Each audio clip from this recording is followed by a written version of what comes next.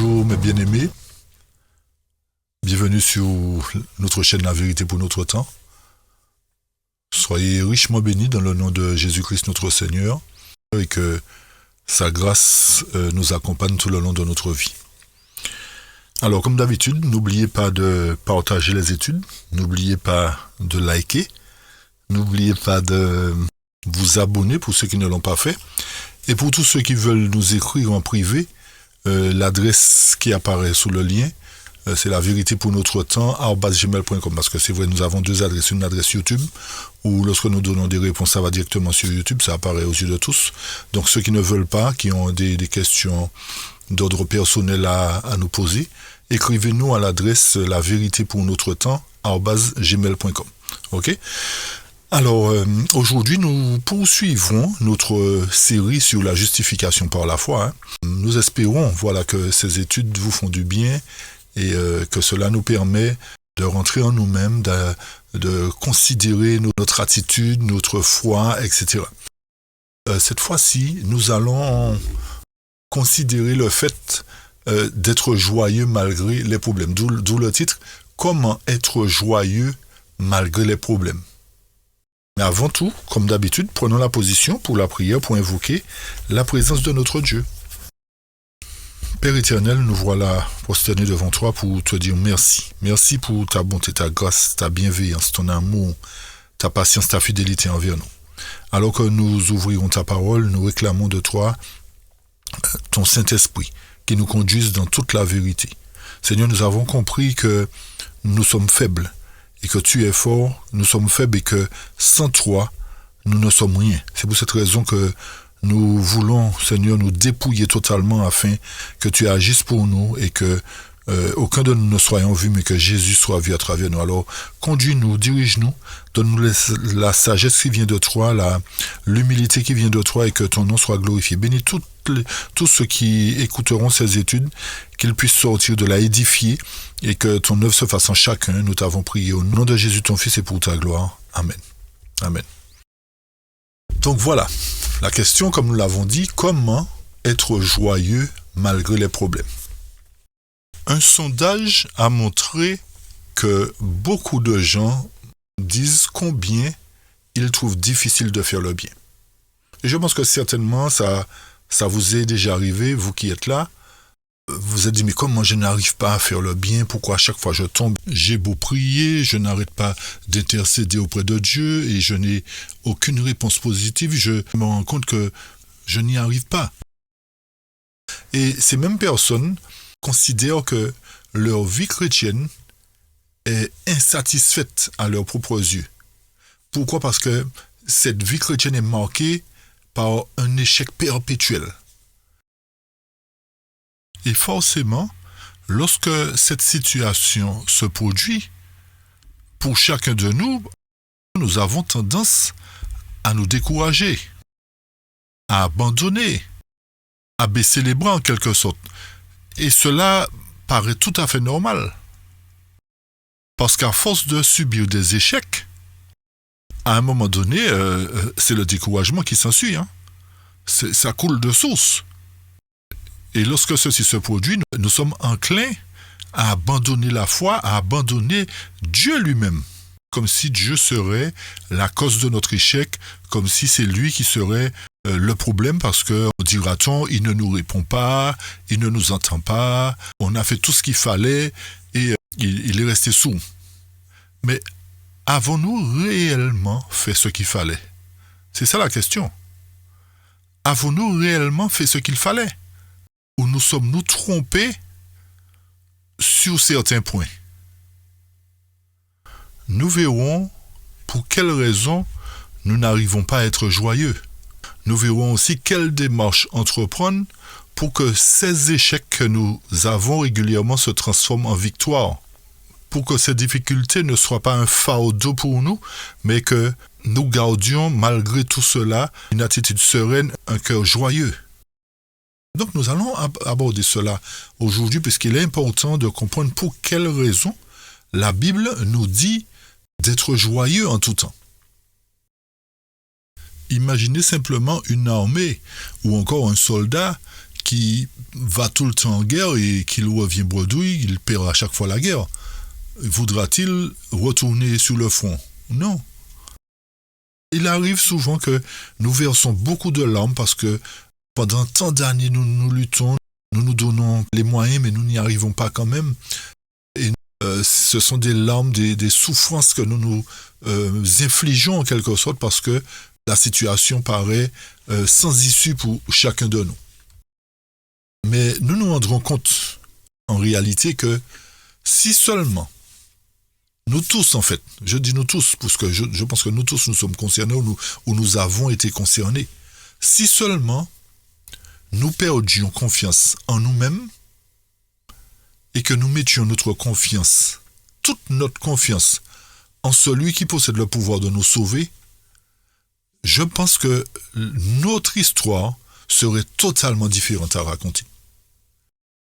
Elle ne se résumerait pas seulement en une succession d'échecs ou une succession de découragements. Pour quelle raison? Parce que selon Timothée 6, verset 12, Paul nous dit « Combat le bon combat de la foi ». Donc il y a un combat à mener. Non seulement nous devons combattre le bon combat, notez bien, de la foi. Vous avez compris que la foi, nous l'avions expliqué la dernière fois, vient de la parole de Dieu. Autrement dit, nous devons mener le bon combat de la confiance en Dieu et non pas le combat de la confiance en nous-mêmes.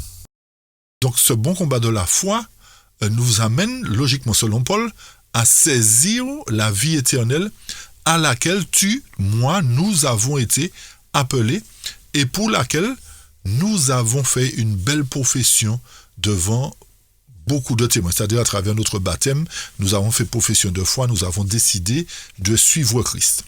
Donc, à partir de ce moment, il y a un cheminement qui commence, dira-t-on. Il y a un cheminement qui commence puisque en nous engageant au service de Dieu, cela comporte des règles, cela comporte des directives, des recommandations. Donc, nous ne pouvons pas nous engager dans le bon combat de la foi sans savoir ce qui nous attend. Et comment le savoir si, lors de notre baptême, nous n'avons pas appris qu'à partir de ce moment-là, nous entrerions dans un combat? Et beaucoup de personnes, justement, se font baptiser en pensant que du jour au lendemain, leur vie va changer, que tout sera formidable et qu'il n'y aura plus de problème parce qu'ils sont entrés en présence de Jésus et que tout serait formidable. Tout cela, pourquoi? Parce que nous n'avons pas reçu l'enseignement qu'il fallait. En théorie, oui, c'est vrai que la vie peut être belle en Jésus-Christ, mais il y a la pratique. Et nous ne sommes pas formés pour cette pratique. D'où la succession d'échecs, d'où la succession de découragements. Et jusqu'à présent, des gens se baptisent en pensant que leur vie sera totalement transformée à partir du baptême. Et ils se rendent compte que c'est des difficultés qu'ils rencontrent souvent. Et à partir de cela, ils se disent, si je savais, je ne me serais pas fait baptiser. Parce que j'ai l'impression que j'étais mieux avant de franchir le pas. Et là, d'une fois que j'ai franchi le pas, on aurait dit que tout s'écroule, c'est une avalanche de problèmes qui arrivent. Nous voyons là qu'il y a vraiment une éducation à donner correctement au peuple. Ne trompons pas les gens pour les faire adhérer et que surtout, suite à cela, nous les lâchons, nous les larguons là, comme de vieilles chaussettes et ils sont livrés à eux-mêmes et souvent, après nous critiquons, nous disons oui, si elle était fondée, si elle était ceci, mais qu'avons-nous fait? Leur avons-nous appris correctement que c'est un combat dans lequel ils entrent? Parce que l'ennemi n'est pas content du fait qu'ils ou elles ont pris cette décision. Donc forcément, il y aura un combat acharné. Et que sans les bonnes cartes, dira-t-on, il nous sera impossible de remporter la victoire. Sans les bons principes, sans l'éducation qu'il faut, sans le mode d'emploi qu'il faut, il nous sera impossible de remporter la victoire. Et c'est ce qui se produit, comme nous avons dit tout à l'heure, il y a beaucoup d'échecs parce qu'on nous a simplement fait miroiter que la belle vie commence. Chers amis, sachez une chose, qu'à partir du moment où nous nous engageons pour Christ, ça soulève la colère de l'ennemi. Et l'ennemi va nous accabler de toutes sortes de mots pour nous amener à perdre confiance en ce Dieu en qui nous avons cru, pour qui et avec qui nous avons décidé de faire alliance. Il se trouve en contrepartie aussi que Dieu, connaissant nos facultés, connaissant notre cœur, va pour nous amener à la perfection, pour nous amener à cette stature où nous pouvons nous réjouir en tout temps, va nous faire passer par des épreuves. Tout cela, on ne nous le dit pas. Et c'est lorsqu'on se retrouve confronté à cela, souvent, on ne trouve personne pour nous secourir. On ne trouve personne pour nous dire comment faire. On nous dit simplement, priez, priez, Dieu va vous aider. Mais la prière ne résout pas tous les maux, chers amis. Si nous n'avons pas les bons enseignements pour savoir comment prier, comment demander à Dieu, comment entreprendre la chose. Et souvent, nous sommes tristes, déjà par rapport à cette démarche, parce qu'on se considère comme étant trompés, parce qu'on ne nous a pas dit ce qui nous attendait. On nous a simplement dit que la vie serait belle avec Jésus. Mais il nous faut comprendre dans quel sens elle peut être belle avec Jésus. Dans quel sens nous pouvons être joyeux en toutes circonstances. Puisque si les apôtres l'ont dit, c'est qu'il y a une possibilité d'être joyeux en toutes circonstances. Tout ça pour nous dire qu'il y a une préparation. Un soldat ne peut pas aller en guerre s'il n'est pas préparé. Bien entendu, c'est ce qu'on essaie de faire aujourd'hui quand vous regardez ce qui se passe en Ukraine. Tellement les hommes meurent qu'on prend les plus jeunes sans formation et puis aller au front. Donc forcément, ces gars-là vont mourir. C'est de la chair à canon qu'on va faire. Donc ce n'est pas comme ça que Dieu fonctionne en fait. Dieu veut que nous puissions le connaître comment il agit, comment il fonctionne. Donc d'où une formation à l'école de Christ. Et c'est là que nous verrons vraiment la différence entre la formation que Christ donne et la formation que les hommes donnent. Il y a un fossé immense qui se dresse entre les deux. Donc, en considérant ces textes, par exemple de Philippiens 3, verset 1, « Au reste, mes frères, réjouissez-vous dans le Seigneur, je ne me lasse point de vous écrire les mêmes choses, et pour vous cela est salutaire. » Donc, Paul nous demande de nous réjouir. Comment nous réjouir lorsque nous avons souvent des épreuves, nous nous trouvons dans des difficultés et souvent nous échouons. Nous prenons un exemple. Nous avons des tendances à nous énerver facilement. Nous prions l'Éternel, nous prenons la voiture, même pas 5 minutes, quelqu'un fait quelque chose devant nous, nous nous énervons. Et pourtant on a prié Dieu. On dit, mais Seigneur, je ne comprends pas, je t'ai prié et malgré tout je m'énerve. 5 minutes après, une autre chose qui surgit. Donc, durant notre journée, on s'est trouvé confronté à l'énervement régulier. Et on s'est dit, mais Seigneur, comment se fait-il que je te prie, je ne comprends pas, Seigneur, je n'y arrive pas. Et forcément, cette personne a été déçue au bout de la journée parce que son expérience n'a pas été une bonne expérience et n'a pas combattu le bon combat de la foi. Donc, il y a un message que Dieu veut nous donner lorsqu'il nous donne ces versets, et même Thessaloniciens 5. 1 Thessaloniciens 5, verset 16, qui nous dit « Soyez toujours joyeux ». Chers amis, si l'Éternel nous le dit, c'est qu'il y a le moyen pour nous d'être joyeux en toutes circonstances. Et ça ne s'arrête pas là. Quand on continue dans 2 Corinthiens 13, verset 11, « Au reste, frères, soyez dans la joie, perfectionnez-vous, consolez-vous, ayez un même sentiment, vivez en paix, et le Dieu d'amour et de paix sera avec vous. » Il y a ici une étape qu'il nous faut considérer. C'est le perfectionnement. La Bible nous dit qu'il faut que nous soyons dans la joie. Mais pour être dans la joie, pour avoir cette qualité, il nous faut passer par le perfectionnement. Autrement dit, il nous faut passer par un apprentissage. Donc, qui dit apprentissage dit formation. C'est en s'exerçant que cela deviendra une habitude, une routine d'être joyeux en toutes circonstances à travers la formation qu'on recevra de la parole de Dieu. ceci revient à dire que si nous négligeons cette formation, nous serons toujours malheureux. Nous serons toujours des perdants.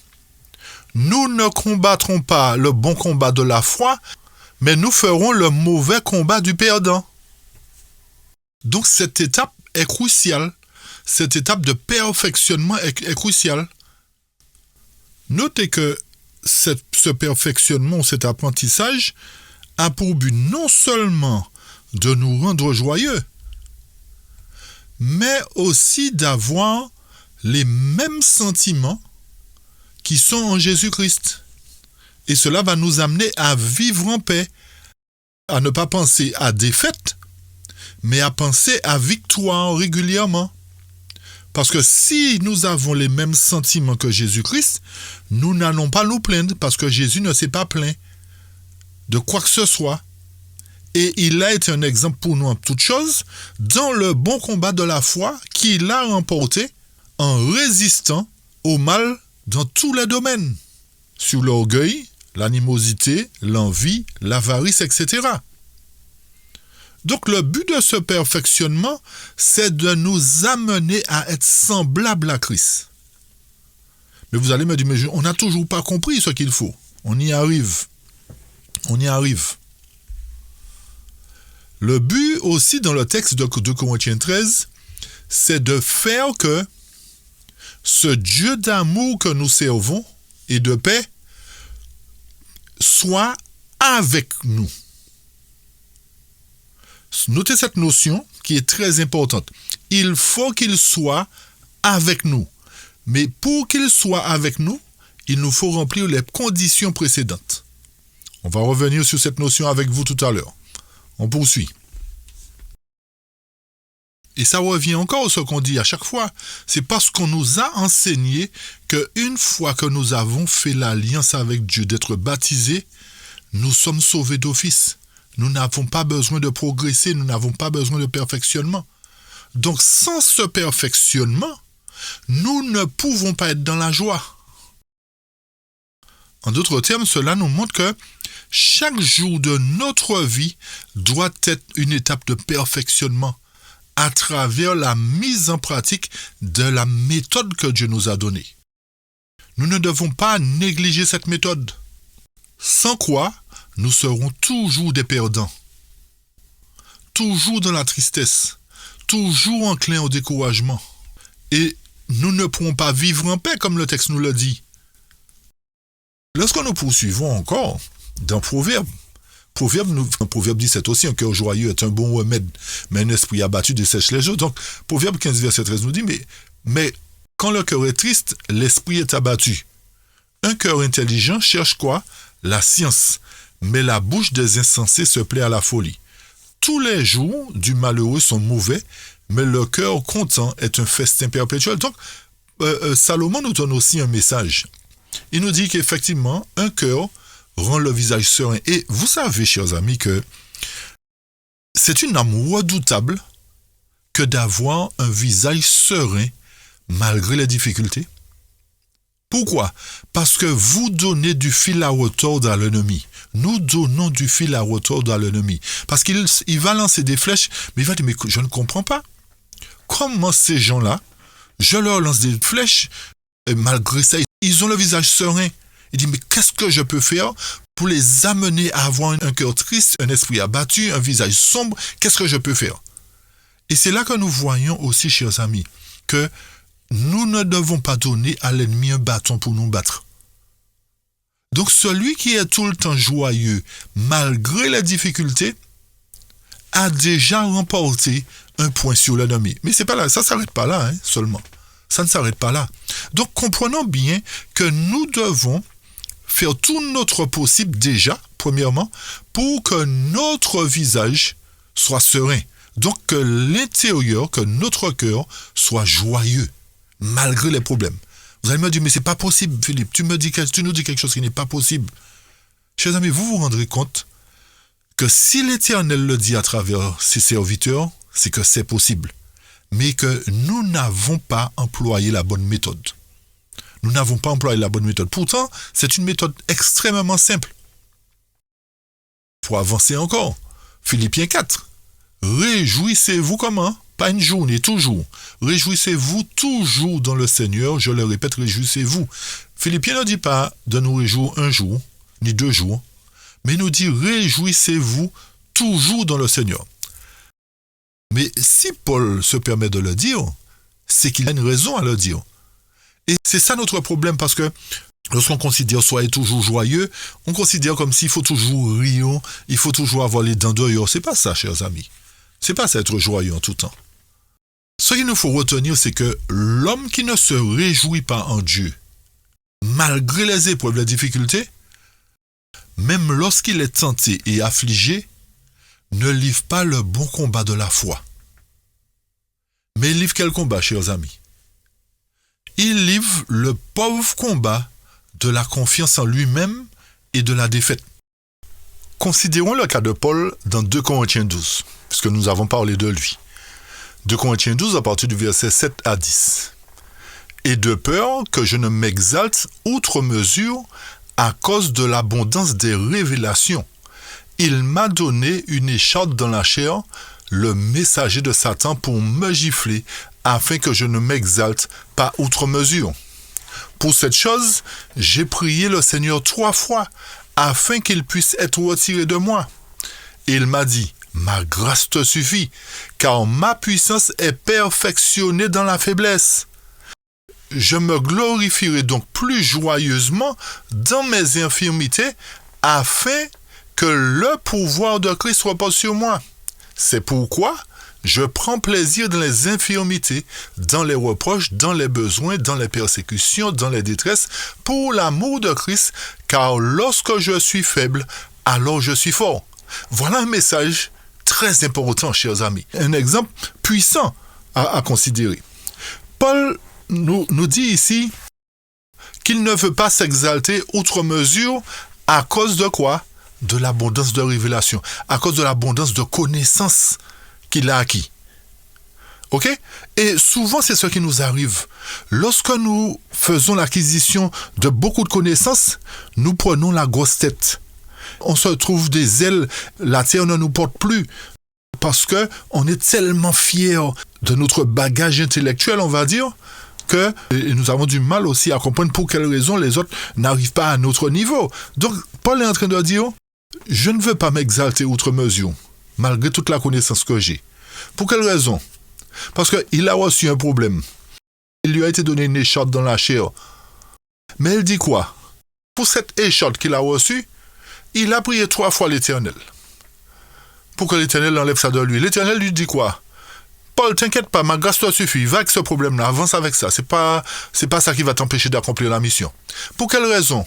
Parce que ma puissance, dit l'Éternel, est perfectionnée dans la faiblesse. Donc, Paul comprend là que malgré les difficultés qu'il rencontre à travers cette écharpe, il y a une puissance qui, dans sa faiblesse, va l'amener à la perfection. Donc, voyez la notion de puissance qui arrive là, chers amis.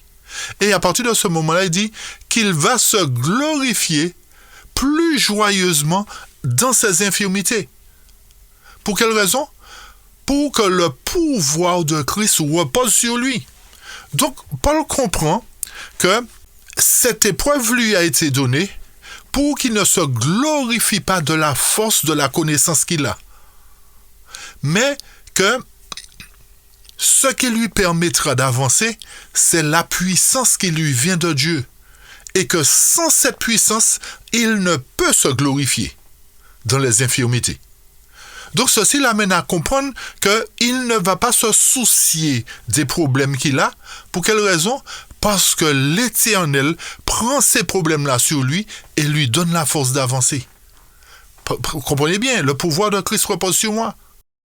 Et c'est pour cette raison qu'il dit au verset 10, « C'est pourquoi je prends plaisir dans les infirmités. » Qui d'entre nous pouvons dire « Je prends plaisir dans les épreuves » ? Non, parce que nous n'avons pas fait l'expérience comme Paul l'a faite. Nous n'avons pas compris qu'il y a une puissance supérieure à nous qui, malgré nos difficultés, malgré notre faiblesse, nous amène à la perfection à partir du moment où nous laissons cette puissance, ce pouvoir reposer sur nous, ou encore habiter en nous, ou encore prendre le contrôle de nos vies.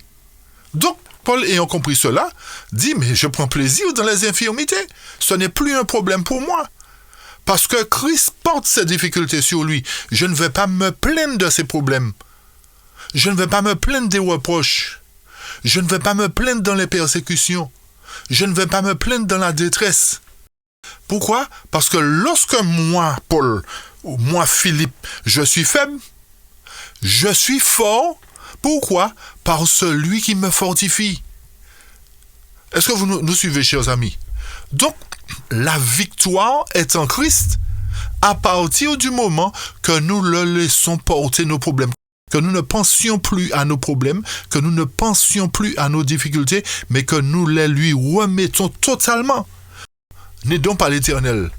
Nous n'avons pas de pouvoir de l'aider, c'est lui qui a le pouvoir de nous aider. Donc, remettons-lui tout. Et quelle que soit la difficulté, il va prendre le combat. Donc, il y a une démarche à faire. La démarche, c'est quoi? À travers ce qu'on vient de dire, c'est bannir la confiance en soi-même. Si nous arrivons à bannir notre confiance en nous, à partir de ce moment, la victoire sera plus facile que la défaite. Maintenant, comment pouvons-nous remporter des victoires continuelles dans notre guerre spirituelle? La réponse se trouve dans 1 Jean 5, verset 4. Parce que tout ce qui est né de Dieu surmonte le monde, et ce qui nous fait remporter la victoire sur le monde, c'est notre foi. Donc, nous voilà avec la réponse. C'est-à-dire que nous devons naître véritablement en Christ. Pas superficiellement, mais véritablement pour que nous puissions surmonter le monde, surmonter tout ce que le monde nous offre, nous présente. Et remarquez bien, ce qui nous fait remporter la victoire sur le monde, c'est notre foi. Qui dit sur le monde? Sur nos défauts de caractère, sur les traits, les mauvais traits de caractère que nous avons hérités du monde. Donc c'est notre foi. Qui dit notre foi dit une confiance absolue en celui qui peut tout. Et c'est pour cette raison que lorsque, dans la même lignée, dans Galates 2, verset 20, Paul dit « Je suis crucifié avec Christ ». Il nous faut bien comprendre ce que ça veut dire être crucifié avec Christ. Lorsque nous sommes crucifiés avec Christ, c'est-à-dire que nous ne sommes plus la même personne à travers notre caractère. Parce que lorsque quelqu'un est mort, est-ce qu'il peut parler? Est-ce qu'il peut réagir? Est-ce qu'il peut se manifester? Non. Donc, si nous sommes réellement morts, tout ce qui est en nous ne fonctionne plus. Quand je dis ne fonctionne plus, notre caractère particulièrement, parce que lorsqu'on est, c'est un symbole, hein, le baptême, la crucifixion, c'est un symbole qui nous montre que même si nous renaissons, ce corps renaît, mais l'esprit qui est dans le corps doit changer. C'est ce que nous devrions comprendre. Donc, si nous sommes morts réellement, pourquoi restons-nous aussi mauvais? Pourquoi restons-nous la même personne que nous étions avant la crucifixion? Il y a un problème. Il y a un sérieux problème. Donc, ça prouve bien qu'il y a un travail qui doit se faire au sein de notre caractère pour que véritablement ce vieil homme reste dans la tombe, pour que ce vieil homme-là soit totalement crucifié afin qu'on ne le voit plus, mais qu'on voit Christ ressuscité en lui. Ce n'est pas simplement aller prendre un bain. C'est pas plonger dans le baptistère et puis ou bien dans la mer, etc. et dire, oui, je suis une nouvelle créature. Non. Le caractère qui nous fait défaut là, c'est lui qui doit mourir. C'est ce caractère-là qui doit mourir pour donner le contrôle du corps à ce moment-là et de l'esprit à celui qui est plus fort que nous, à Jésus-Christ. Tant que nous n'aurons pas compris ça, nous allons galérer. Donc, Paul nous dit là, je suis crucifié avec Christ. Cependant, je vis, non pas moi-même, mais Christ vit en moi. Donc, si Christ vit en moi, chers amis, lorsque le diable me voit, c'est Christ qui voit. Et s'il ne voit pas Christ, forcément je serai un grand perdant. Et Paul continue et nous dit, et la vie que je vis maintenant dans la chair, je la vis par quoi? Par la foi du Fils de Dieu. C'est-à-dire, je vis par la puissance de Dieu qui est en moi. Ce n'est pas ma propre puissance, mais par la puissance de Dieu qui vit en moi, qui m'a aimé et s'est donné lui-même pour moi. Donc, si nous sommes réellement morts, chers amis, Christ obligatoirement vit en nous. Si le vieil homme est véritablement mort, Christ habite en nous. Tant que le vieil homme, tant que le monde n'est pas sorti de nous, Christ ne peut pas habiter. Donc si nous sommes véritablement morts, Christ, c'est lui qui prend le contrôle. Nous sommes d'accord. Donc Christ devient à ce moment-là notre capitaine. Ou encore, notre capitaine est le Seigneur, pour être plus clair. Le Seigneur des armées, comme il le dit dans sa parole. Donc, pourquoi il devient notre capitaine? Parce que nous sommes sous ses ordres. Et que nous devons aussi, il doit nous conduire à combattre le bon combat de la foi, comme lui, il a combattu le bon combat de la foi, comme Paul a combattu le bon combat de la foi. Donc, tout vrai disciple de Jésus-Christ doit combattre le bon combat de la foi. Et pour qu'il puisse combattre ce combat-là, il doit suivre le capitaine par excellence.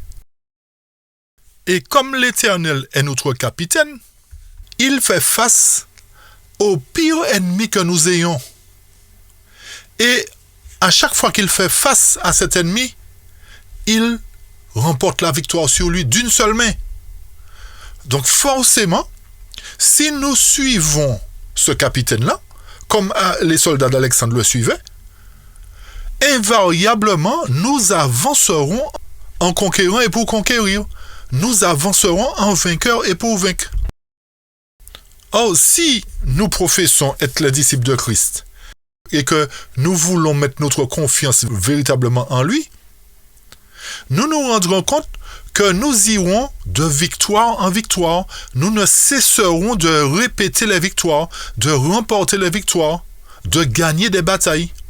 Et à ce moment-là, notre louange serait en l'honneur de l'Éternel qui a vaincu l'ennemi, qui nous a appelés des ténèbres à son admirable lumière. Nous devons suivre le capitaine. Et l'exemple d'Alexandre n'est pas là par hasard, chers amis. Dieu permet toujours qu'il y ait un exemple dans le monde pour nous parler, pour nous interpeller.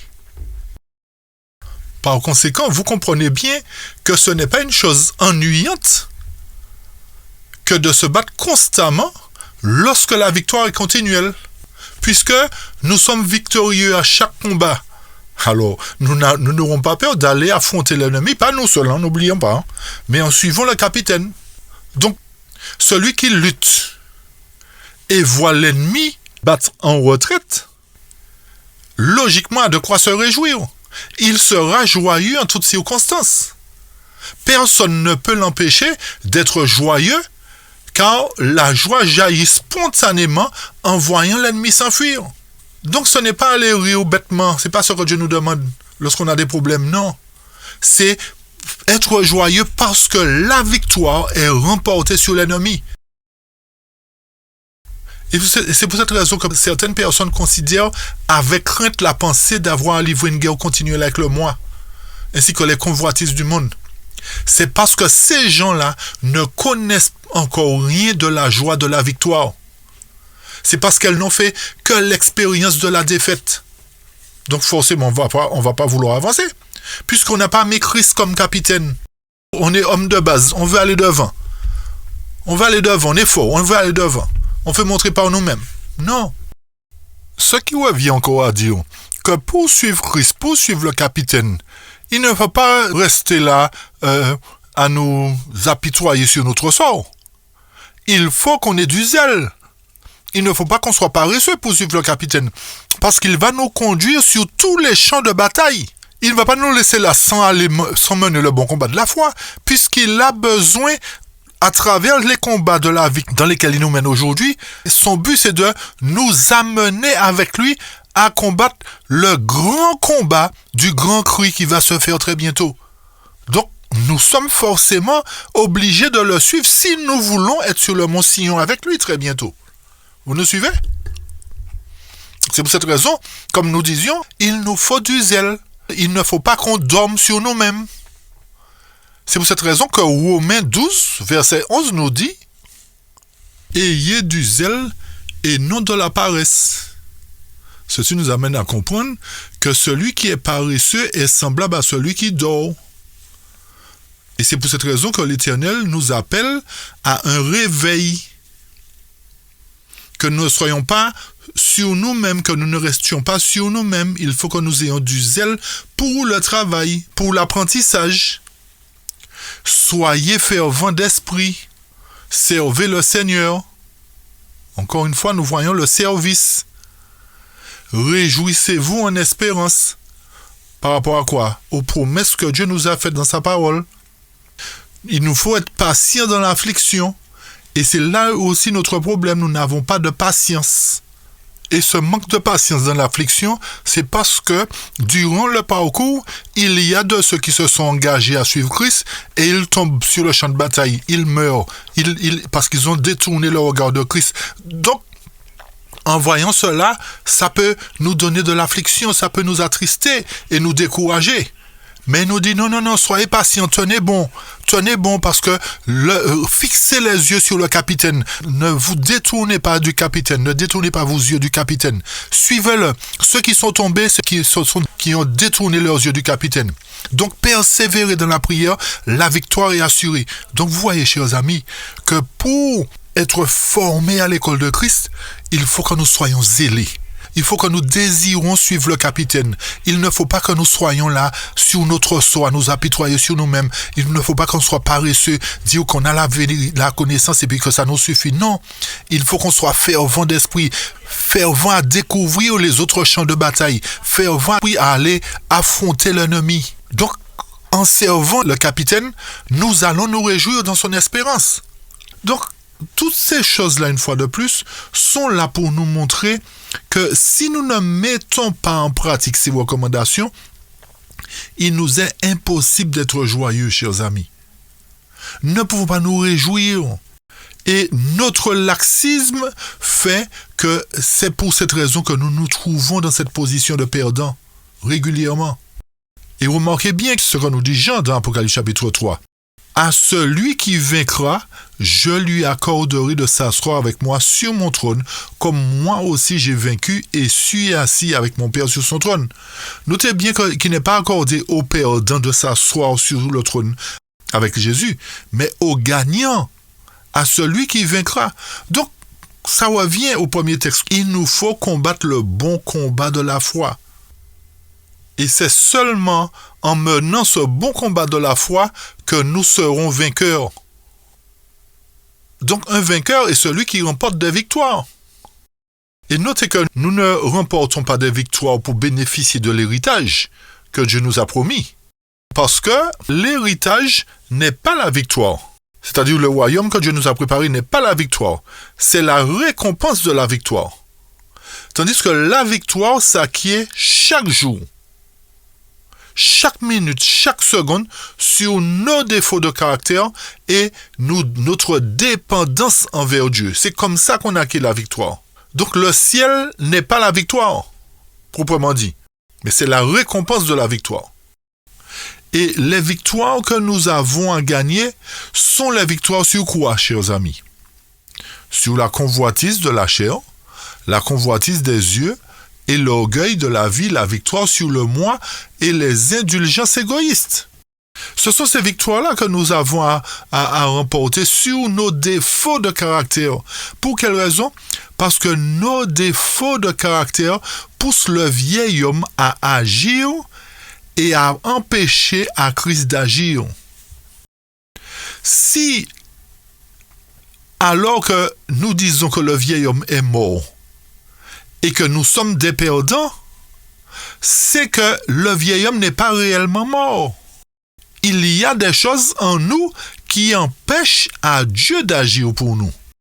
C'est pour cette raison que 1 Jean 2, versets 15 à 17 nous dit « N'aimez pas le monde, ni les choses qui sont dans le monde. Si quelqu'un aime le monde, l'amour du Père n'est pas en lui. » Vous vous rappelez du texte qu'on a cité tout à l'heure, chers amis? De 2 Corinthiens 13, qui dit « Le Dieu d'amour et de paix sera avec vous. » Donc, si nous aimons le monde, comment le Dieu de paix peut être avec nous? Et souvent, nous disons que nous sommes sortis du monde, mais nous avons gardé la mentalité du monde. Nous avons aussi gardé les coutumes du monde. Et nous faisons des choses sans réfléchir. Parce qu'un tel a fait, nous imitons. C'est pour cette raison que la parole de Dieu nous dit que le monde est entré aujourd'hui dans l'Église. Parce qu'il n'y a pas de différence entre le peuple de Dieu et les gens du monde. Notre comportement, c'est celui du monde. Notre habillement, nos accessoires appartiennent au monde. Et nous disons être enfants de Dieu et nous voulons combattre un combat. Mais quel combat? Nous allons combattre le combat du perdant. À chaque fois. Parce que Christ ne peut pas habiter dans le cœur de quelqu'un qui a l'esprit du monde en lui. Ce n'est pas possible pour Dieu. Donc nous aurons beau prier, nous aurons beau faire semaine de jeûne et de prière. Excusez-moi, la parole de Dieu ne ment pas. Ce ne sera pas possible pour Dieu d'habiter dans quelqu'un qui refuse de lui donner la place. Et lorsque nous donnons la place à Dieu, nous devons nous débarrasser de tout ce qui n'est pas à lui, qu'il puisse effectivement prendre le contrôle. Alors vous comprenez pour quelle raison beaucoup d'entre nous, nous nous plaignons que nous avons des épreuves et nous n'arrivons pas à nous en sortir parce que nous n'avons pas remis le combat à la bonne personne. Nous combattons nous-mêmes.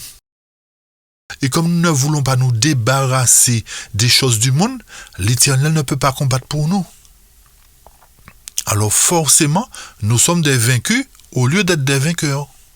Et après, c'est l'Éternel qui paie les pots cassés. Parce que nous disons, je prie l'Éternel, il ne me répond pas.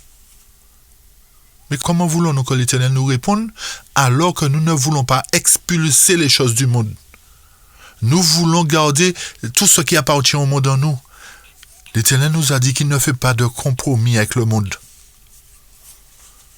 Mais nous voulons toujours imposer à l'Éternel notre manière de voir et notre manière de faire. Donc forcément, qu'est-ce qu'il va vous dire? Bien, allez vous combattre vous-même. En fait, il ne va même pas le dire. Nous n'aurons même pas le courage, la volonté de lui dire de combattre pour nous parce que nous n'avons pas confiance en lui. Et c'est ça notre problème. Le manque de confiance en Dieu, le manque de confiance dans le pouvoir que Dieu a de nous délivrer. Donc toutes nos prières machinales que nous faisons, toutes nos prières sans conviction que nous faisons, nous répétons des choses parce que c'est comme ça, c'est des formules, ne peuvent pas être exaucées parce que nous ne savons pas qui est Christ. Nous ne savons pas que Christ est le grand vainqueur. Du moins, nous le savons en théorie, mais pas en pratique. Parce que nous chantons souvent Jésus est le grand vainqueur, mais lorsque nous sommes dans le combat, nous ne lui donnons pas l'opportunité de combattre pour nous et nous disons qu'il est le grand vainqueur. Donc, nous nous trouvons là en train de pleurer, de gémir, nous disons Seigneur, je ne comprends pas ceci, je ne comprends pas cela, aura tout ça des preuves qui tombent sur moi, mais donnons-lui le combat. Donnons-lui puisqu'il est plus fort que nous. Et c'est ce que nous n'avons pas appris à faire. Il nous faut changer cette méthode, chers amis. Chaque chose que nous faisons, nous devons les confier à l'Éternel. Si nous ne faisons pas cette démarche, nous serons toujours en train de nous plaindre, toujours en train de gémir, etc. Et nous n'aurons pas la joie de vivre en Jésus-Christ. Parce que nous ne saurons pas ce qu'est remporter la victoire en Christ. Donc c'est Christ qui remporte la victoire pour nous. Et lorsqu'il remporte la victoire, que le fait qu'il vit en nous, nous remportons aussi la victoire. Et lorsque cette victoire est remportée, nous ne pouvons que nous réjouir puisque Satan est vaincu tout le temps. Il est vaincu tout le temps. Parce qu'il a affaire non pas avec nous, mais avec Jésus-Christ. Et vous avez déjà vu Satan gagner Jésus? Mais non, c'est pas possible. Ce n'est pas possible. Donc il nous faut lui donner à chaque fois le combat. Arrêtons de nous battre par nous-mêmes. Nous serons toujours perdants. Apprenons à lui donner tous nos problèmes, toutes nos difficultés. Pourtant nous disons cela dans nos prières, mais nous n'arrivons pas à lui donner. Lorsque nous donnons quelque chose à quelqu'un, nous ne réfléchissons pas sur ce que nous avons donné. Nous donnons de tout cœur. C'est pareil pour les difficultés. Disons, Seigneur, je ne peux pas. C'est toi seulement qui peux. Tu as tout pouvoir. Sans toi, je ne peux pas. Prends ce combat-là. Et lorsque nous prendrons l'habitude de faire cette démarche, vous vous rendrez compte qu'il sera plus facile pour nous d'être joyeux en tout temps que d'être triste en tout temps, que d'être malheureux en tout temps. Donc forcément, lorsque Satan va prendre des raclées, je ne pourrai que me réjouir de voir Satan prendre des raclées, parce que c'est avec l'Éternel qu'il a affaire. Donc si nous voulons sans cesse que Satan perde, chers amis, donnons à Dieu. Si nous voulons être toujours joyeux malgré les problèmes, remettons-les à Dieu. Et ça peut aller loin, chers amis. Parce que vous savez quoi? Nous n'avons pas encore compris que rien de ce que nous avons ne nous appartient pas. Même nos finances, lorsque nous allons faire un achat, remettons ça à Dieu. Lorsque nous sortons, remettons ça à Dieu. Quelle que soit la chose que nous possédons ou que nous allons faire, remettons-le à Dieu. Et vous allez voir que Dieu va agir pour nous. Lorsque nous donnerons à Christ tous nos combats, nous serons en mesure de nous réjouir.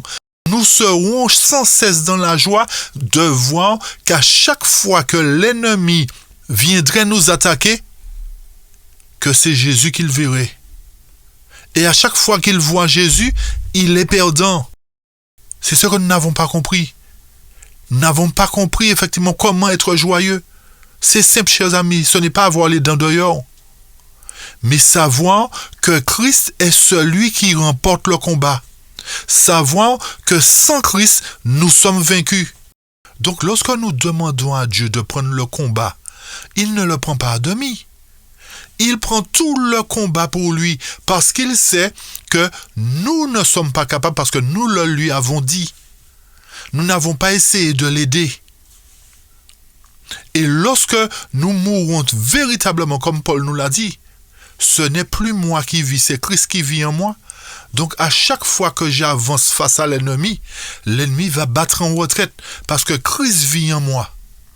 Donc tout cela pour nous dire qu'il est possible de vivre la vie du Christ. Ne laissez personne vous dire qu'il est impossible de vivre sans péché aujourd'hui, parce que Christ ne vit pas dans un corps qui a du péché en lui régulièrement. Christ ne peut pas vivre dans quelqu'un qui refuse de l'accepter. Il a déjà pris nos péchés, mais le problème c'est que nous remettons les péchés sur notre dos. Alors quand c'est comme ça, comment voulez-vous que nous soyons vainqueurs? Comment voulons-nous être joyeux en tout temps? Chers amis, si j'ai un ami, je sais qu'il est plus fort que moi. Je vais aller en avant? Mais non! Je vais le laisser aller parce que je sais qu'il va donner aux autres des coups. Je sais que si lui il est vainqueur, je suis vainqueur. Vous comprenez? Si Christ est vainqueur, je suis vainqueur moi-même. Mais si je vais me battre par moi-même, je serai toujours perdant. Parce que j'ai dit, Christ, attends, je vais régler son compte pour lui. Je vais lui régler son compte. Je vais lui montrer qui je suis. Et c'est ça notre problème. Nous voulons toujours prouver quelque chose. Alors que nous n'avons rien à prouver parce que nous ne sommes rien devant l'ennemi. Et c'est pour cette raison, encore une fois de plus, que le peuple de Dieu est si faible aujourd'hui. Et c'est pour cette raison qu'il nous dit aussi, lorsque le Fils de l'homme viendra, trouvera-t-il de la foi? Il ne peut pas y avoir de la foi dans le cœur de quelqu'un qui ne se soumet pas à Christ. Et rappelez-vous que dans les dernières heures de l'histoire du monde, que ceux qui seront vainqueurs, ceux sur le front desquels il y aura le nom de Jésus gravé, ce sont ceux qui auront combattu le bon combat de la foi, qui auront appris à se dépouiller d'eux-mêmes, à laisser Jésus combattre pour eux. Et ce sont ces gens-là qui se retrouveront sur le mont Sion et devant lesquels le monde va battre en retraite. Parce qu'ils s'avanceront en vainqueurs et pour vaincre, pas pour perdre. Et ces gens-là seront du nombre de 144 000. Ils seront scellés aux dernières heures de l'histoire de l'Église. Et la parole de Dieu nous dit que ce peuple-là sera pur comme le soleil, belle comme la lune, mais terrible comme des soldats sous la bannière. Ils seront plus puissants que les soldats d'Alexandre parce qu'ils auront à leur tête le général en chef de l'armée de l'Éternel. Et comme les soldats d'Alexandre n'avaient pas peur d'aller au front, ces hommes-là fidèles, ces hommes et ces femmes fidèles n'auront pas peur d'aller au front parce qu'ils auront pris l'habitude de se confier non pas en eux-mêmes, mais en celui qui est plus fort qu'eux, à savoir Jésus-Christ. Donc ils seront déjà habitués à mener les combats par la foi.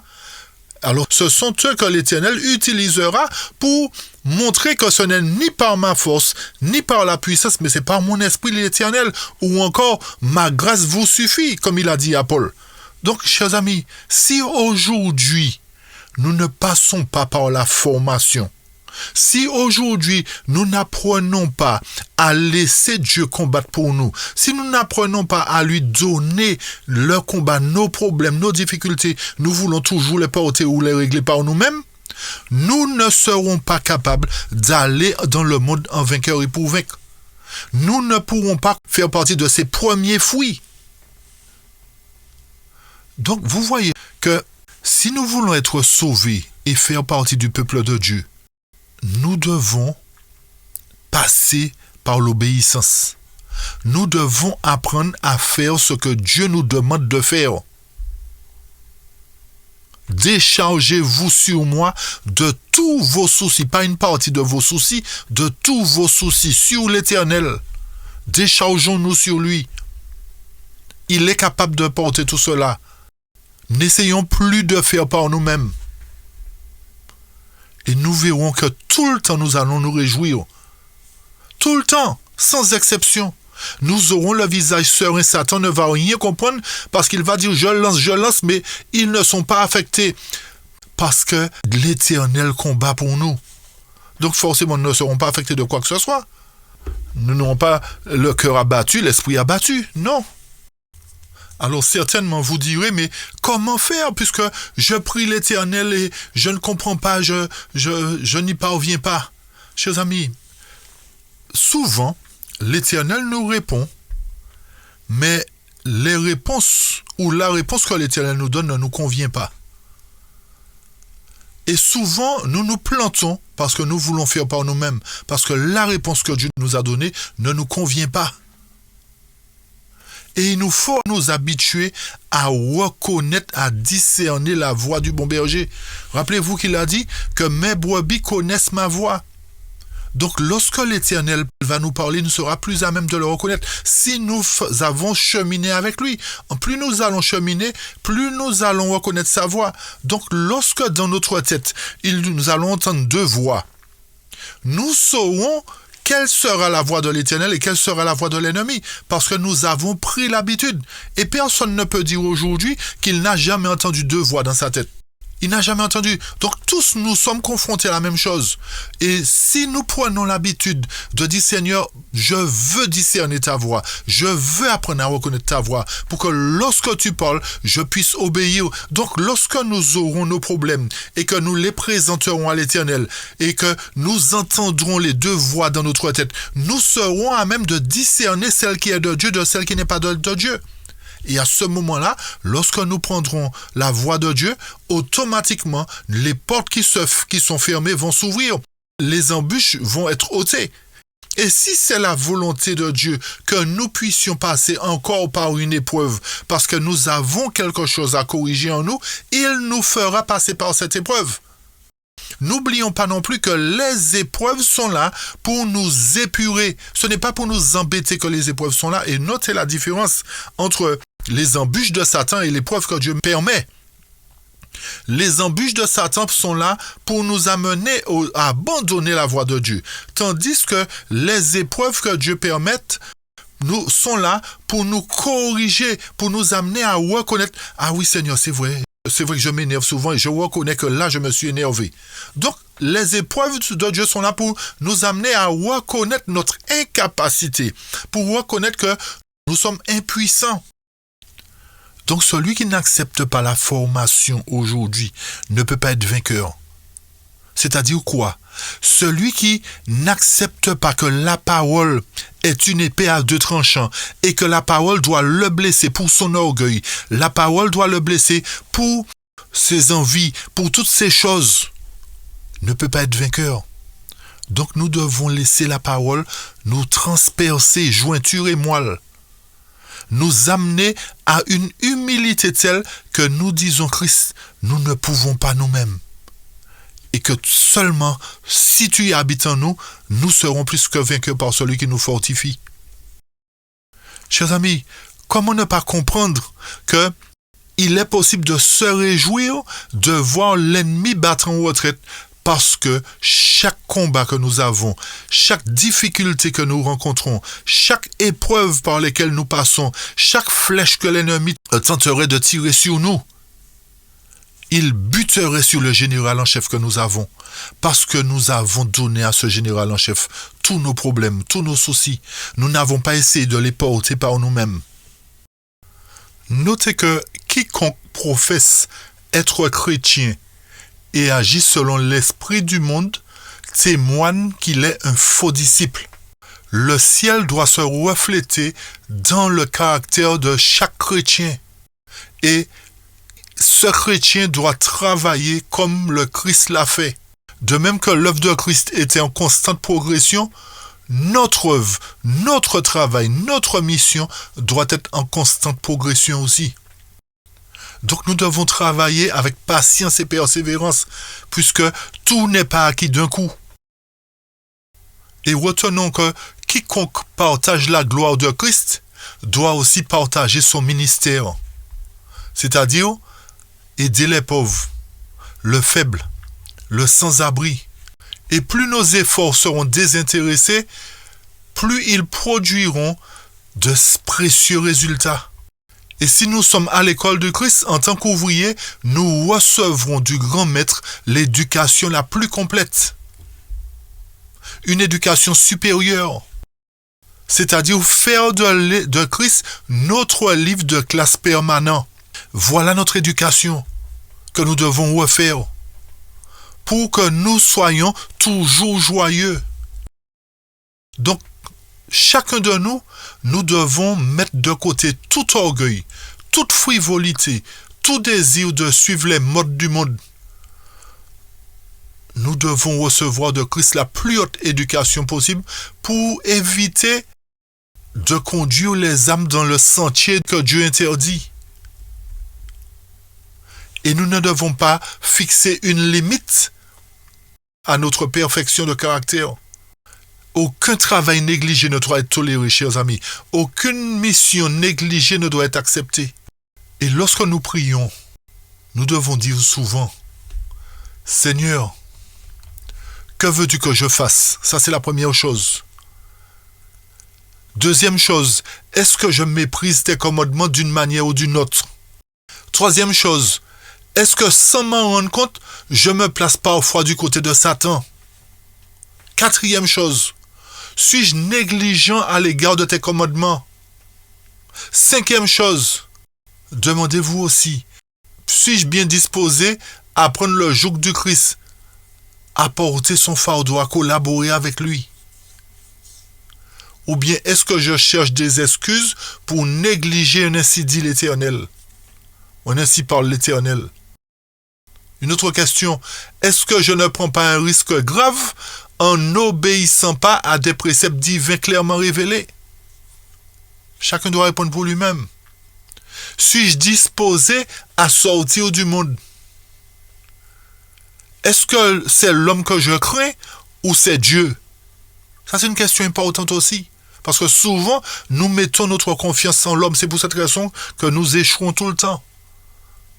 Nous ne sommes pas joyeux. Parce que nous écoutons le conseil des méchants. Pourtant, nous lisons le psaume 1. Et où l'homme qui ne marche pas selon le conseil des méchants. Comme nous le disons, nous répétons des formules. Mais c'est souvent le conseil des méchants que nous écoutons. Le méchant n'est pas forcément celui qui vole ou qui dérobe. Le méchant peut être dans l'église avec nous, chers amis. Il peut avoir un titre et il aime quand même méchant Parce que le méchant, c'est celui qui ne fait pas la volonté de Dieu. Il prône appartenir à Dieu, mais il ne fait pas la volonté de Dieu. Parce que faire la volonté de Dieu, c'est obéir à toute sa parole.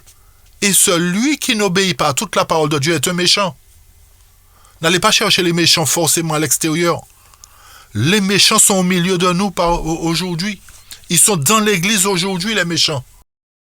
Nous devons chercher à savoir qui nous voulons servir.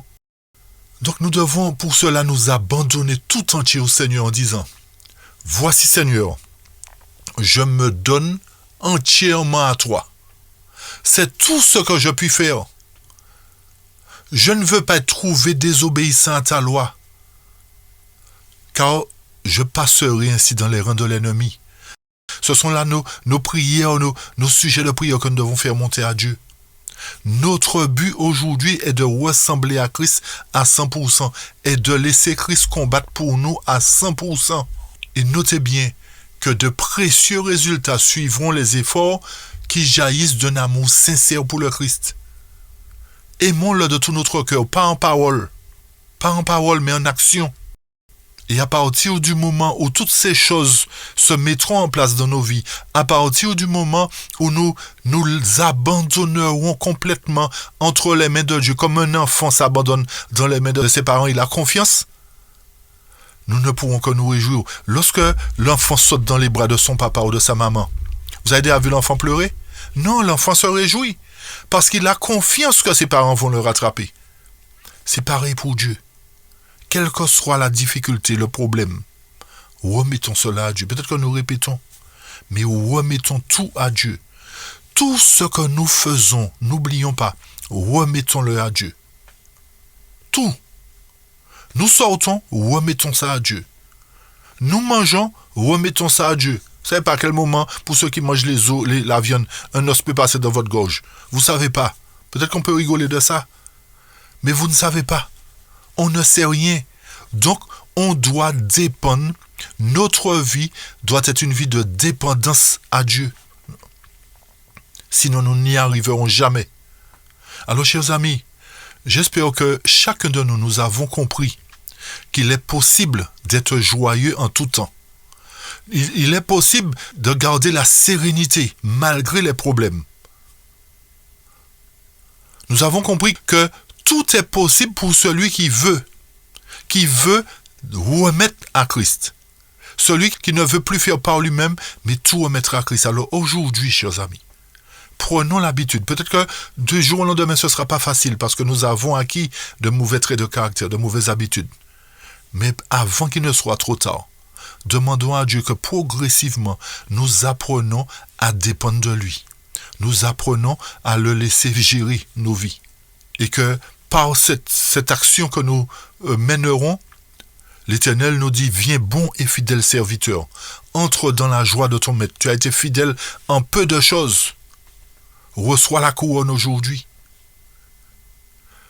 Chers amis, que l'Éternel nous garde et nous bénisse une fois de plus. Et que nous soyons comblés de ces bénédictions et que nous puissions marcher dans l'obéissance. C'est là notre prière pour chacun de vous. Amen. Amen.